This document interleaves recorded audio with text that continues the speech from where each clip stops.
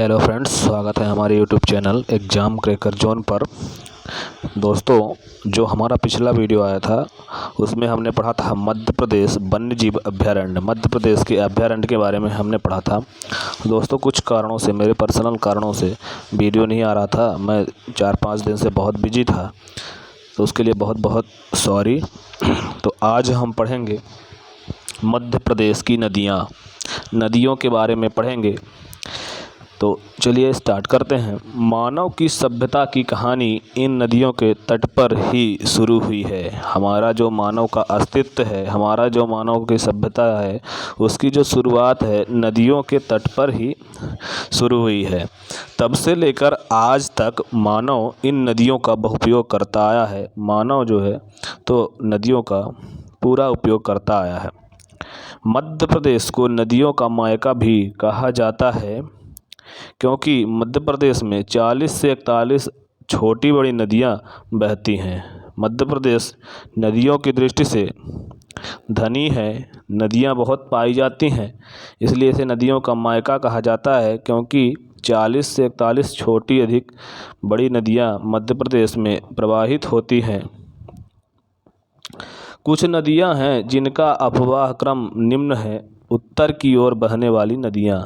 मध्य प्रदेश की वो नदी जो उत्तर दिशा में बहती हैं, तो उनमें उनके नाम हैं चंबल नदी, केन नदी, बेतवा, काली, सिंध, पार्वती, क्षिप्रा। ये नदियाँ बंगाल की खाड़ी या गंगा अपवाह तंत्र का अंग हैं। गंगा अपवाह तंत्र का मतलब है इन नदियों का पानी लास्ट में जाकर के गंगा नदी में ही मिल जाता है, तो इसलिए ये सभी नदियाँ गंगा अपवाह तंत्र में सम्मिलित हैं। ये प्रश्न MPPSC में आया हुआ था कि चंबल जो है किस अपवाह तंत्र का भाग है, तो उसमें दिया हुआ था चंबल यमुना नदी तंत्र। तो यमुना नदी लगा के लोग चले आए थे, लेकिन जो यमुना नदी है वो भी प्रयागराज में गंगा नदी से मिल जाती है, इसलिए वो गंगा अपवाह तंत्र का अंग माना जाएगा।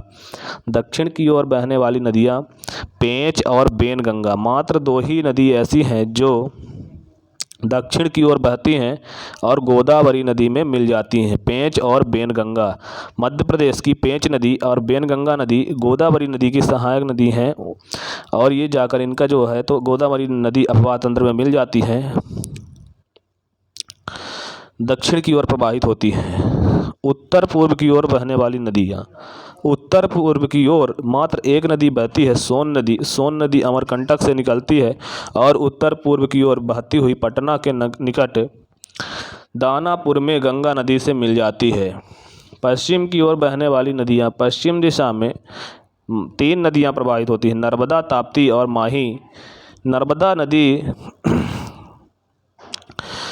नदी और ताप्ती नदी जो हैं एक दूसरे के समांतर बहती हैं और रिफ्ट वैली में बहती हैं। माही नदी जो है तो कर्क रेखा को 2 बार काटने वाली मध्य प्रदेश की नदी है, जो धार के लाबरिया से निकलती है। माही नदी धार के लाबरिया से निकलती है। दोस्तों, अब हम पढ़ेंगे मध्य प्रदेश की नदियों को विस्तार से। तो पहली नदी पढ़ रहे हैं हम, पर पहली नदी है नर्मदा नदी। नर्मदा नदी की जो लंबाई है, आप ऐसे याद कर लीजिए, 13-12 किलोमीटर नर्मदा नदी की लंबाई है। नर्मदा नदी को पुराणों में रेवा कहा गया है। यह अनूपपुर जिले के अमरकंटक पहाड़ियों के मैकल सुता की श्रेणियों से निकलती है। और दोस्तों,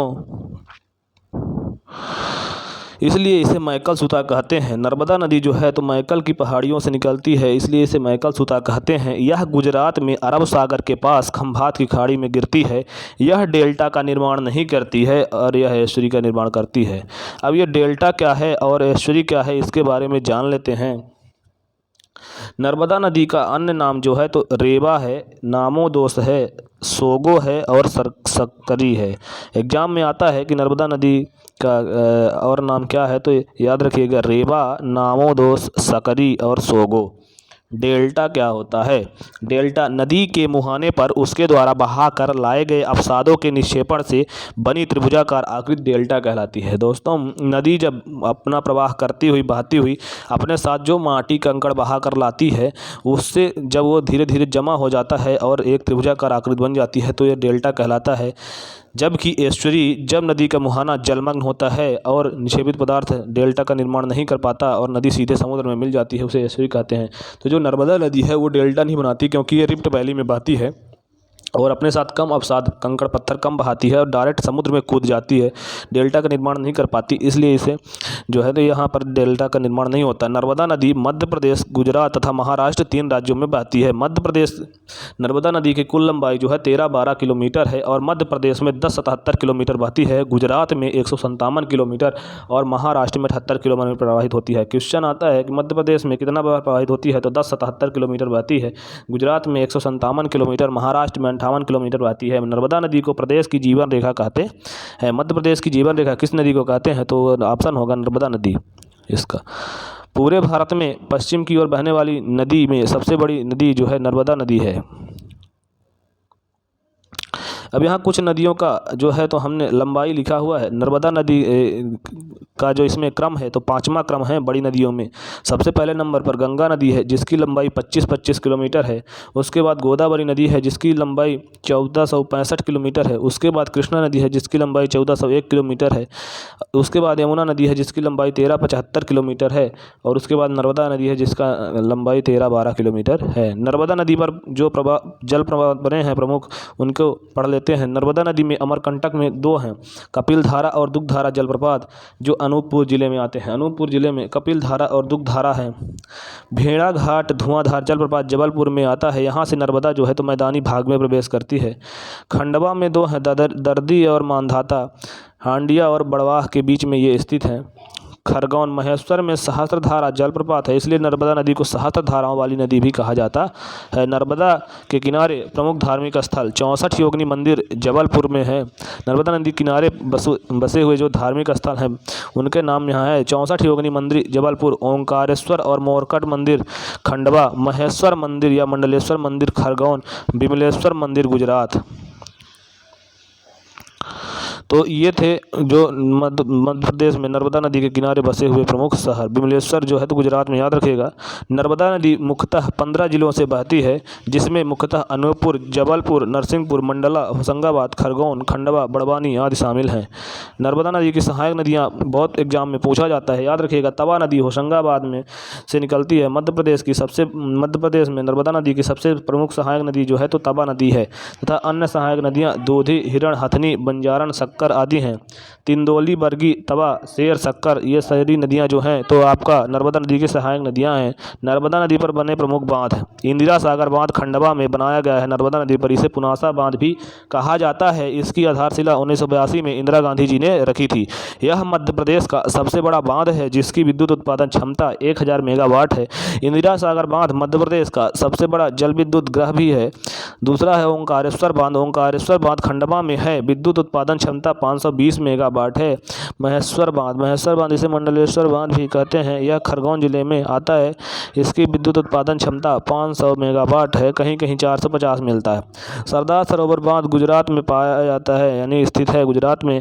इसकी जो लंबाई है 138 मीटर ऊंचा है, नींव सहित 163 मीटर होता है। विद्युत उत्पादन क्षमता 1400 मेगावाट है। सरदार सरोवर बांध की आधारशिला पंडित जवाहरलाल नेहरू ने 1960 में रखी थी। सरदार सरोवर की ऊंचाई को लेकर मध्य प्रदेश और गुजरात सरकार में मतभेद हुए, जिसके समाधान के लिए सुंगलू जयंती और मोर्स कमेटी का गठन किया गया। नर्मदा नदी घाटी परियोजना, यह मध्य प्रदेश की सबसे बड़ी नदी घाटी परियोजना है, जिसमें नर्मदा तथा उसकी 41 सहायक नदियों के पानी को बांधों के माध्यम से रोककर सिंचाई व विद्युत उत्पादन की क्षमता का विकास किया जाएगा। नर्मदा नदी घाटी परियोजना के तहत 29 बड़े बांध, 135 मध्यम बांध, 3000 छोटे बांध बनाए जाना प्रस्तावित है। नर्मदा घाटी प्राधिकरण का मुख्यालय खंडवा में है। नर्मदा घाटी विकास निगम की स्थापना 1981 में किया गया। नर्मदा बचाओ आंदोलन में मेधा पाटेकर, अरुंधति राय और बाबा आमटे शामिल है। पानी वाले बाबा जो हैं राजन सिंह हैं। क्वेश्चन आता है कि पानी वाले बाबा किसे हैं कहते हैं, कौन हैं, तो प्रोफेसर राजन सिंह को पानी वाले बाबा बोलते हैं। चीनी यात्री फाहियान ने गुप्त काल में टालमी ने नर्मदा को नामोदोष कहकर संबोधित किया था। नर्मदा नदी कर्क रेखा के समांतर बहती है। दूसरी नदी है चंबल नदी। चंबल नदी की लंबाई 965 किलोमीटर है। चंबल नदी को पुराणों में में न चरमावती या धर्मावती कहते हैं। यह इंदौर जिले के महू तहसील के जानापा पहाड़ी से निकलती है। यह राजस्थान के से सीमा बनाते हुए उत्तर प्रदेश के इटावा जिले में यमुना से मिल जाती है। यह मध्य प्रदेश की दूसरी सबसे बड़ी नदी है, जिसकी लंबाई 965 किलोमीटर है। इस नदी द्वारा बड़ी मात्रा में मुरैना में सर्वाधिक मृदा अपरदन होता है, जिसे गुली या अवनालिका अपरदन कहते हैं। यमुना की सबसे बड़ी दक्षिण की सहायक नदी चंबल नदी है। यह नदी मध्य प्रदेश की व राजस्थान के बीच की सीमा बनाती है। तो जो चंबल नदी है वह मध्य प्रदेश और राजस्थान के बीच की सीमा बाउंड्री बनाती है और सबसे बड़ा अपरदन जो है तो यही करती है। यमुना की सबसे बड़ी सहायक नदी चंबल नदी है दक्षिण में। बहने की दिशा उत्तर है। यह 965 किलोमीटर लंबाई है। मध्य प्रदेश की पहली बहुउद्देशीय नदी घाटी परियोजना चंबल नदी घाटी परियोजना है। यह परियोजना 1954 में प्रारंभ हुई, जिसके तहत बनाया गया पहला बांध गांधी सागर बांध मंदसौर में है, जो 1960 में बनकर तैयार हुआ। विद्युत उत्पादन क्षमता 115 मेगावाट है। चंबल नदी पर निर्मित बांध। चंबल नदी पर गांधी सागर बांध है मंदसौर मध्य प्रदेश में। राणा प्रताप रावत भाता जो बांध है राजस्थान चित्तौड़ में है। जवाहर सागर बांध कोटा बैराज बांध भी बोलते हैं, 1971 में बना, राजस्थान में बना था। राणा प्रताप सागर जो है तो राजस्थान के चित्तौड़ जिले में आता है। राणा प्रताप सागर बांध चंबल नदी पर निर्मित है, जिसे रावत भाटा बांध भी कहा जाता है। विद्युत उत्पादन क्षमता 172 मेगावाट है। चूलिया जलप्रपात राजस्थान के कोटा जिले में चंबल नदी पर स्थित है। जवाहर सागर बांध चंबल नदी में ही राजस्थान के कोटा जिले में जवाहर सागर बांध निर्मित है, जिसे कोटा बैराज बांध भी कहते हैं। विद्युत उत्पादन क्षमता 99 मेगावाट है। चंबल नदी की सहायक नदियाँ कूनो छिप्रा पार्वती काली सिंध बनास। कूनो छिप्रा पार्वती काली सिंध बनास चंबल नदी की सहायक नदियाँ हैं। चंबल नदी के तट पर बसे प्रमुख महू रतलाम कोटा जो है चंबल नदी पर बसे हुए हैं। चंबल नदी इंदौर धार उज्जैन रतलाम मंदसौर आदि जिलों में बहती है। ताप्ती नदी को महाभारत में सूर्यसुता कहा गया, यानी सूर्य की पुत्री किसे कहा जाता है? सूर्यपुत्री ताप्ती नदी को कहा जाता है। बैतूल जिले के मुल्ताई की तहसील से मूल ताप्ती तालाब से निकलती है।